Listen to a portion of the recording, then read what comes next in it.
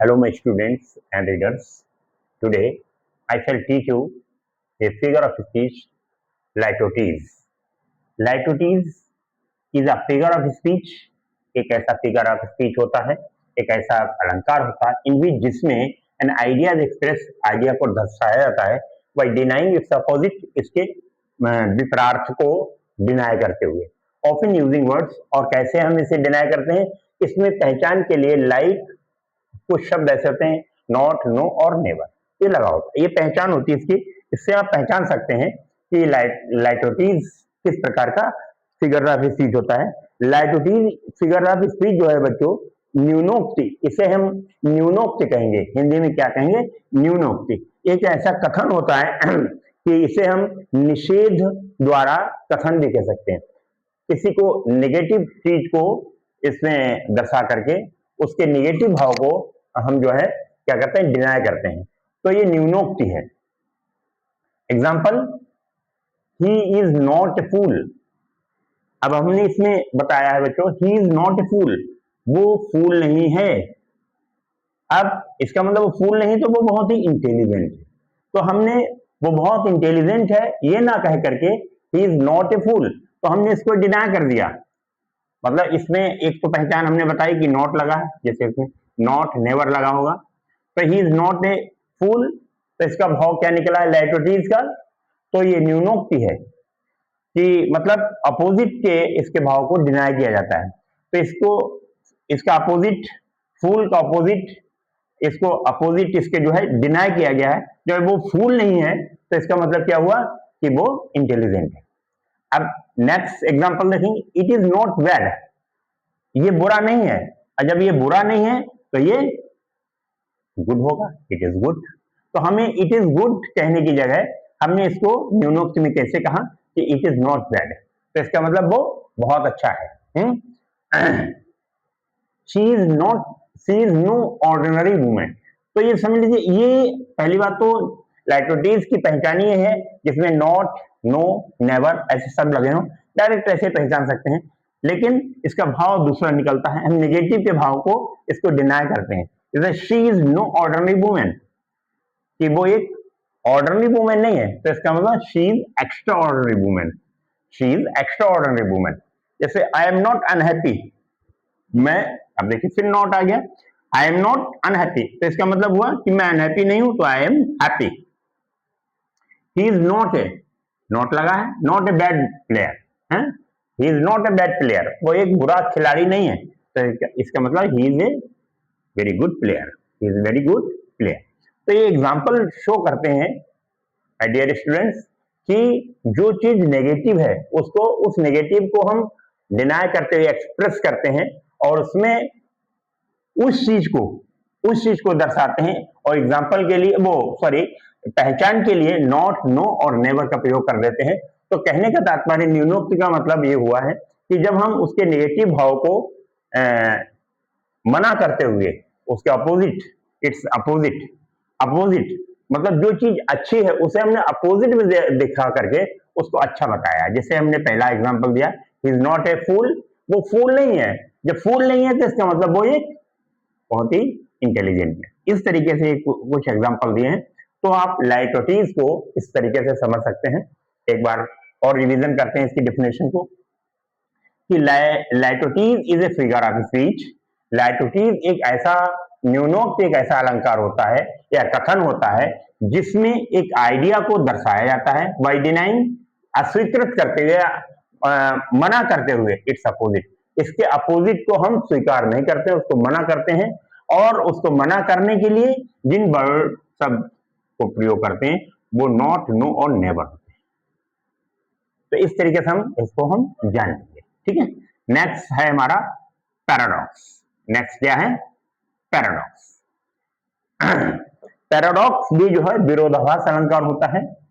तो एक हमने आपको पहले भी पाया था ऑक्सीमोरन, वो भी विरोधाभास। लेकिन पैराडॉक्स क्या होता है, पैराडॉक्स के बारे में इसको सीखेंगे। इसका डेफिनेशन क्या है, paradox is a figure of speech और स्टेटमेंट, या तो स्टेटमेंट मान लीजिए, ये फिगर ऑफ स्पीच, एक ऐसा कथन या ऐसा स्पीच होता है, फिगर ऑफ स्पीच ऐसा अलंकार होता है दैट सीम्स, जो लगता है, सेल्फ कॉन्ट्रोडिक्टरी।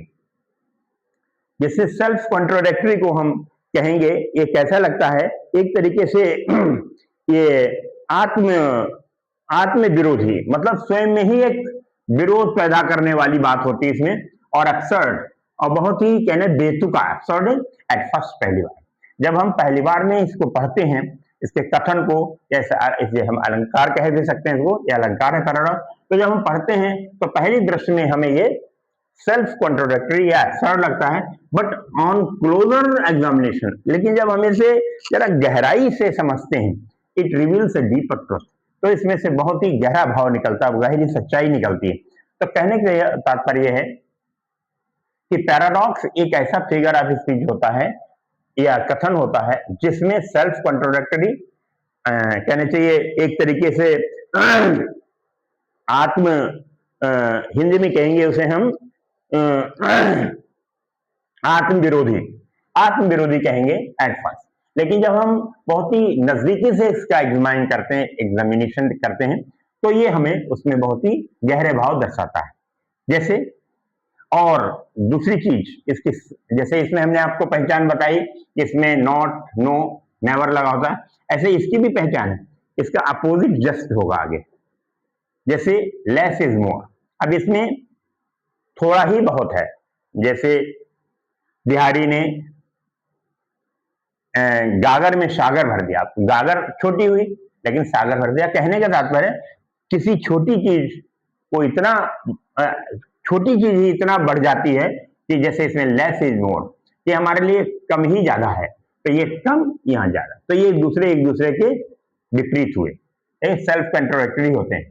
जैसे the child is the father of the man, अब इसमें क्या है, child is the father of the man, इसमें हम कहेंगे कि बच्चा ही मनुष्य का पिता है, तो कहने का तात्पर्य है ये अनुभव पर आधारित है, तो इसका भाव अलग ही लेगा। अब देखिए इसमें भी पहचान, ये चाइल्ड, यहाँ फादर, तो ये एक तरीके से एक दूसरे के कॉन्ट्राडिक्टरी होते हैं। जैसे आई मस्ट बी क्रूअल, हमें क्रूअल बनना पड़ता है टू बी काइंड, अब देखो यहाँ क्रूअल, यहाँ काइंड, तो ये भी हमारी एक पहचान है पैराडॉक्स की, कि जब हम पैराडॉक्स को डेफिनेशन के अनुसार पहचानते हैं तो इसमें एक हमारा अपोजिट जरूर होता है, लेस का मोर हो गया, चाइल्ड का फादर हो गया, और ऐसे क्रूअल का काइंड हो गया, ऐसे ही द मोर द लेस, ठीक है, तो यह मोर लेस, ज्यादा, द मोर वी लर्न, जितना ज्यादा हम याद करेंगे, द लेस वी नो, उतना ही हमें कम याद होगा या उतना ही हम कम जानेंगे। तो यहाँ पर ज्यादा और कम ये दोनों एक दूसरे के कॉन्ट्रोडिक्टरी हैं, एक दूसरे के अपोजिट है, तो ये इस तरीके से हम फिगर ऑफ स्पीच में इसकी पहचान कर सकते हैं। इसको एक बार और रिवाइज करेंगे, देख लीजिए, a paradox is a figure of speech, ये भी एक विरोधाभास अलंकार होता है या कथन होता है जो ये दर्शाता है सेल्फ कॉन्ट्रोडिक्टरी, एक तरीके से आत्म विरोधी होता है, या एब्सर्ड, बहुत ही बेतुका होता है एट फर्स्ट, पहली बार हम पढ़ते हैं तो हमें बहुत ही आत्म विरोधी या कह रहे हैं बेतुका दिखाई पड़ता है, लेकिन जब हम इसे क्लोजर एग्जामिनेशन करते हैं, नजदीकी से इसका भाव लेते हैं, तो इसका भाव ये जो दर्शाता है बहुत ही डीपर ट्रुथ होता है, उसमें बहुत ही गहरी सच्चाई होती है। जैसा कि हमने एग्जाम्पल से शो कर दिया कि लेस इज मोर, कम ही हमारे लिए ज्यादा है, जितना कम, जैसे उदाहरण हमने अभी दिया था, तो कम ज्यादा, ये दो पहचान है कि इसमें, यही पहचान है कि इसमें जो है एक दूसरे के कॉन्ट्रोडिक्टरी होते हैं, एक दूसरे के विरोधी होते हैं। तो आज बच्चों हमने जो फिगर ऑफ स्पीच सीखा है वो लाइटोटीव सीखा है, न्यूनोक्ति से कहेंगे, और एग्जाम्पल इसके हमने दे दिए हैं, क्योंकि न्यूनोक्ति में क्या है कि इसमें किसी भी नेगेटिव भाव को पहचान के लिए हमने बता ही दिया था, ये लगे होंगे, आप पहचान सकते हैं लाइटोटीज में, तो ये, तो आज हमने लाइटोटीज और पैराडॉक्स, विरोधी भाव, ये हमने सीखे हैं आज दो फिगर्स ऑफ स्पीच, और इनको जो है आपने अच्छे ढंग से सीख लिया होगा, और इसको अपने डायरी में नोट करेंगे 100, और इसको खास चीजें इसकी जो है इसकी पहचान और इसके डेफिनेशन को अच्छी तरीके से याद कर लेंगे। और जो भी पीछे के हमने फिगर्स ऑफ स्पीच अपने वीडियो में आपको पढ़ाए हैं, उनको बहुत ध्यान से याद करें और उनको बार बार रिवाइज करें। और हम देखते हैं कि आप लोग जो हैं कर तो लेते हैं, इसमें जो है अपना कोई सजेशन और अपनी कोई बात उसमें कमेंट में नहीं लिखते हैं, तो कमेंट जरूर किया करें ताकि हमको भी पता चलता रहे। तो आज हमने ज़्यादा से ज़्यादा फिगर्स ऑफ स्पीच आपको टीच कर दिए हैं और इनको आप रिवाइज करें। आगे की वीडियो में हम और अब दूसरी चीज़ पढ़ाएंगे आपको। फिगर्स ऑफ स्पीच हमने ज़्यादातर आपको पढ़ा दिए हैं जो आपके कॉम्पिटिटिव पॉइंट ऑफ व्यू से बहुत ज़रूरी हैं और आते हैं आपकी। तो आगे हम जो न्यू वीडियो बनाएंगे वो अगला हमारा चैप्टर होगा और यहाँ तक कि जितने भी हमने वीडियो आपके फिगर्स ऑफ स्पीच के बनाए हैं उनको बहुत अच्छी ढंग से रिवाइज करते रहना। और दूसरी बात, कमेंट करके हमें जरूर बताएं और सब्सक्राइब करते रहें कि ये मतलब जो है ये चीज हमें नहीं समझ में आई या ये चीज बहुत अच्छी लगी, इसी चीज से हमें और दूसरी चीज इसी ढंग से और दोबारा इसे, तो हम उसमें हम अपना प्रयास करेंगे और वो चीज आपको दोबारा समझाने की कोशिश करेंगे।